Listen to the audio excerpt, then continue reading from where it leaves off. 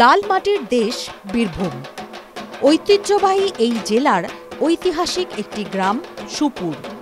অজয় নদের ধারে এই গ্রামেই প্রতিমা গড়ছেন সপ্তম লোহার। 10 বছরের পেশা হলেও প্রতিমা গড়ছেন ছোট থেকেই করতাম। হ্যাঁ, মাটির নেশাটা আমার ছিল বলে আমি এই জায়গায় ছোট ছিলাম, ছোট ছোট ঠাকুর করতাম, করে সবাই দেখতো, পাড়ার লোকজনও সবাই দেখতো। হ্যাঁ, পুজোতে বলতো আমাকে এটা ঠাকুর করে দিয়েস, ওইটা ঠাকুর করে দিয়েস, আমি করতাম। সেখান থেকেই সপ্তমের পথ চলা শুরু। আজ সপ্তমের প্রতিমা ছড়িয়ে আছে বীরভূমের বিভিন্ন প্রান্তে। আমরা বোলপুর মিশন কম্পাউন্ড আরও দূরে দূরে যাই, তাই বড় বড় সব দুর্গাগুলো করছি। মন্দিরে আরও আছে, বোলপুরের মধ্যে আছে 16-17টা আছে মন্দিরে, বাইরেও আছে। আমি TV9 দেখি, আমার ভালো লাগে।